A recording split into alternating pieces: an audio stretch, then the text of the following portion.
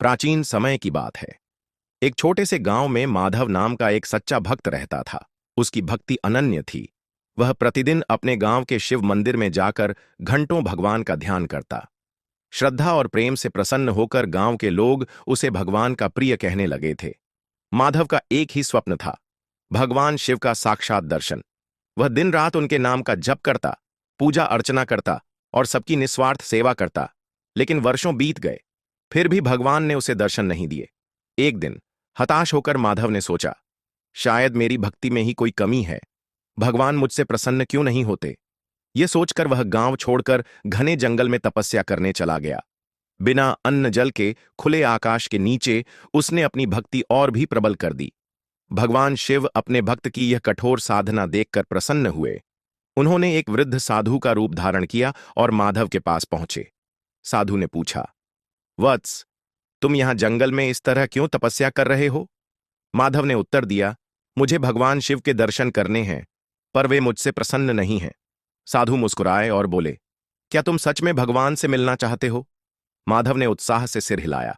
तब साधु ने एक पत्थर उठाया और कहा, इस पत्थर को शिव मानकर पूजा करो, तुम्हें दर्शन अवश्य मिलेंगे। माधव को यह सुनकर क्रोध आ गया। उसने कहा, भगवान शिव साक्षात दर्शन देंगे, तभी मैं उनकी भक्ति करूंगा, किसी पत्थर की नहीं। यह सुनकर साधु मुस्कुराए और अचानक उसी क्षण भगवान शिव अपने असली रूप में प्रकट हो गए। माधव स्तब्ध रह गया, उसकी आंखों से आंसू बहने लगे। भगवान शिव बोले, वत्स, मैंने तुम्हारी भक्ति की परीक्षा ली। यदि तुम सच्चे भक्त होते तो पत्थर में भी मुझे देख पाते। सच्ची भक्ति वही होती है जिसमें भेदभाव न हो, जिसमें प्रेम और समर्पण हो। माधव को अपनी भूल का एहसास हुआ। उसने भगवान से क्षमा मांगी और उनके चरणों में गिर पड़ा।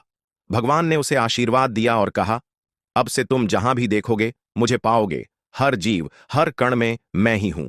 माधव गांव वापस लौट आया और पहले से भी अधिक श्रद्धा और प्रेम से भगवान की भक्ति करने लगा। उसे अब भगवान हर जगह दिखने लगे, पेड़ में, नदियों में, लोगों की मुस्कान में और हर जीव में। कथा का संदेश, सच्चा भक्त वही है जो हर स्थान, हर रूप में भगवान को देख सके। भगवान केवल मंदिरों में नहीं होते, वे हमारे चारों ओर, हर कण में समाये होते हैं। भक्ति वह नहीं जो आंखों से देखी जाए, भक्ति वह है जो हृदय से महसूस की जाए।